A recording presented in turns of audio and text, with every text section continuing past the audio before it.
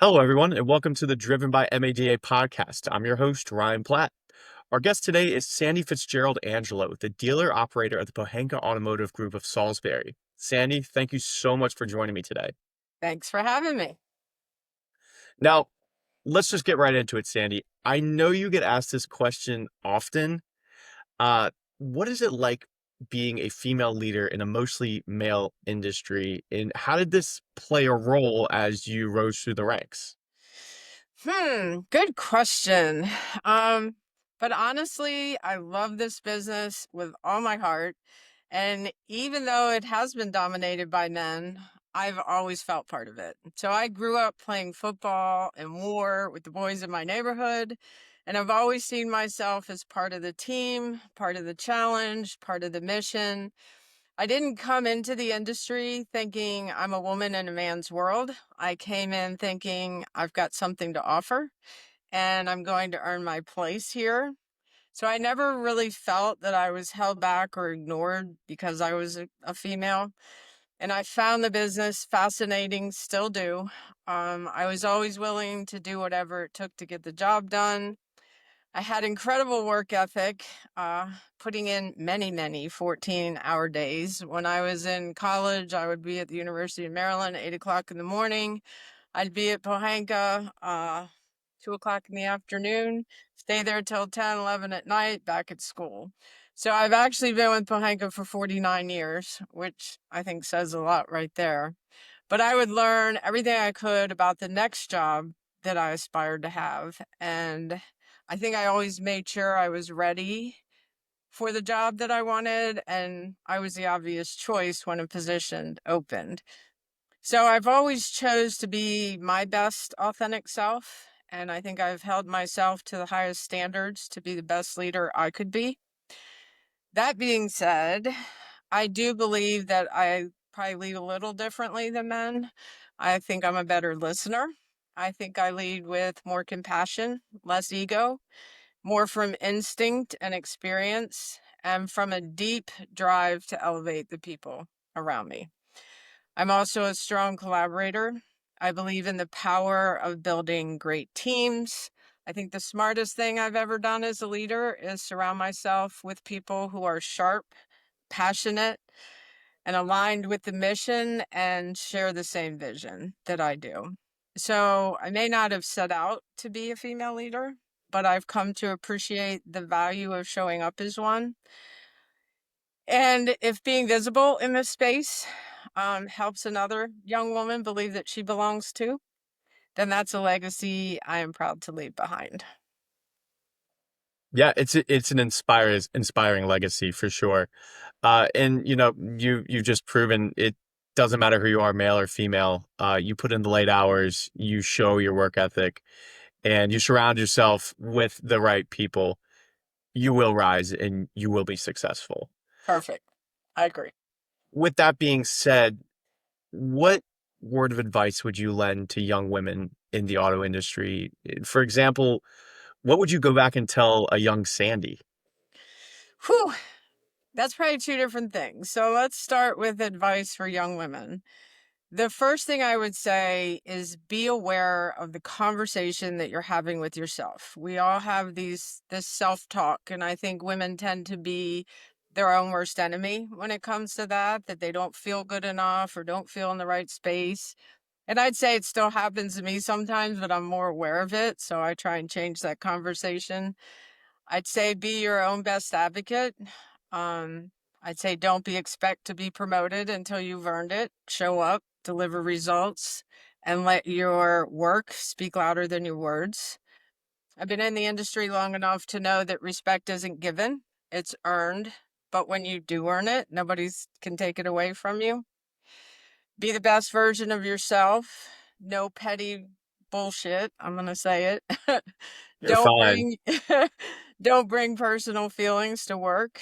Be real, be yourself, but never make it about yourself. Stay focused on outcomes, take action, be results oriented, be relentless, and never give up. Never give up. And if you want to lead, remember that leadership isn't about a title. It's about impact, It's about how you show up, the values you embody, and the example you set for others. I always bring in what I call the 7 C's. Character, which is the foundation of trust. Courage, the power to act despite fear. Conviction, the fuel for purpose-driven leadership. Competence, the skill to execute. Always keep learning and always be prepared.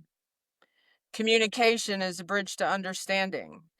I think a lot of people don't understand that negative feedback is as important as positive feedback. And I will always tell you, mean what you say, just don't be mean when you say it. Then there's critical thinking, the discipline to question and improve, and capacity for change, the ability to evolve. If you aren't changing at the pace the world is, you're going to get left behind.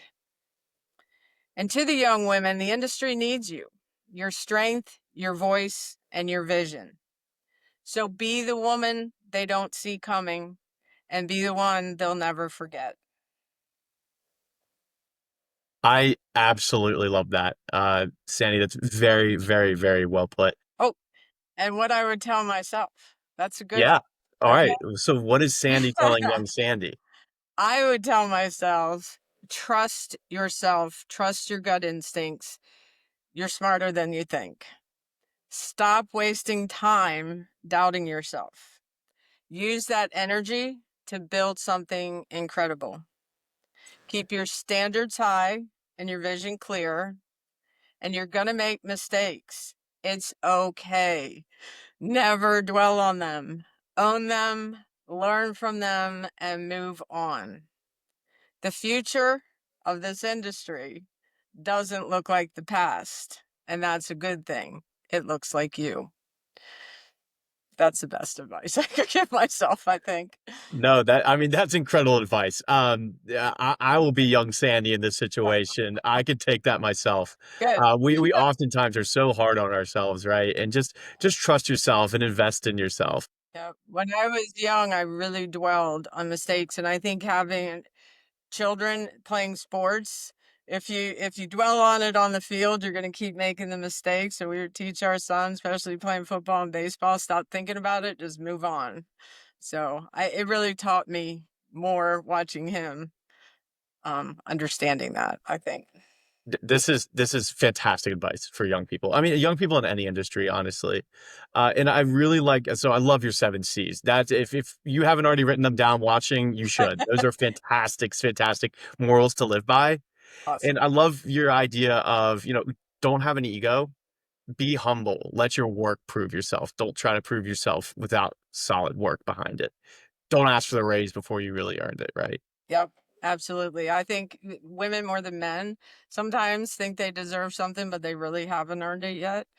And it goes both ways, but yes, absolutely. Earn it first. It's fantastic advice. And like I said, I'm going to take a lot of it myself. So let's switch gears real quick. So you've already inspired us. Let's get down to some nitty gritty stuff about what you're doing, kind of outside of Pohanka. So you hold a chair position, uh, on the NADA Industry Relations Committee. What are you most hoping to accomplish in that position right now? So it's been a whirlwind. Presenting all the dealer attitude surveys to the different OEMs in the last couple weeks, traveling all over. But it is a great opportunity. And chairing NADA's Industry Relations Committee is really more than a title. It's a platform to drive real influence at the highest level. It gives me the opportunity to amplify the voice of dealers during one of the most transformative periods in our industry, in history. I'm able to advocate directly with OEMs, technology partners, and key stockholders on the issues that matter most, like allocation fairness, EV transition, and protecting the franchise model. This role doesn't just offer a seat at the table, it provides national visibility and direct access to decision makers shaping the future of retail automotive. It also gives me a deeper understanding of national trends, emerging technologies, and the evolving expectations of both consumers and manufacturers. That insight strengthens my ability to champion innovation, inclusion, and strategic partnerships that drive long-term success for dealers everywhere.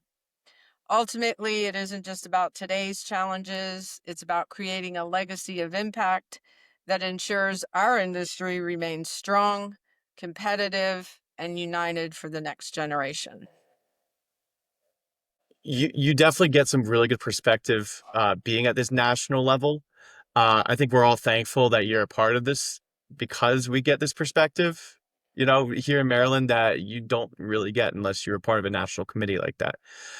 Um, let's switch gears yet again. Okay.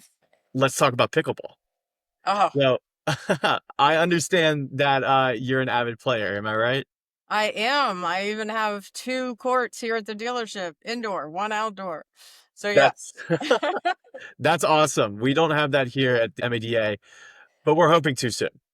Um, so you've used this as a tool for networking. How have you used the sport of pickleball to make professional relationships and network with automotive professionals? So I absolutely love the game. And I guess I use it to level the playing field, literally. On the court, people drop their titles and egos. You see who communicates, who competes, who collaborates. We have a lot of employees that play. I have a lot of local community members who didn't have an indoor place to play all winter long. So if it's raining, they're here. But it's a great way to build rapport and connect on a more personal level without the pressure of formal meetings. It creates natural moments of teamwork and humor. And I think you bond faster when you're moving, laughing, and solving quick challenges together. It opens the door to real conversations about business, life, leadership. Um, and it's easy to invite people into my world, I guess, in a different way. It's fun and it's memorable. And we step off the court like golf, because I love golf too. That connection's already built, and the business part becomes much easier. Yeah, I mean, it takes people out of their comfort zone, right? Not Yes. everyone's a pickleball player. Um, Well, they are when I'm done with them. well, I can't wait to play with you. I actually do play pickleball. I love pickleball. And I'll have to stop by and we'll Anytime. have a little tournament. Anytime. Sandy, that's all I have for you, and that's all we have time for today. Awesome. Thank you so much for joining. Thank you for all this information. Hopefully, we have some young professionals inspired by your words. And our dealers and dealer principals, please take away, some of these really key points that Sandy has, this unique perspective that she brings to the table. Sandy, thank you so much. Thank you so much.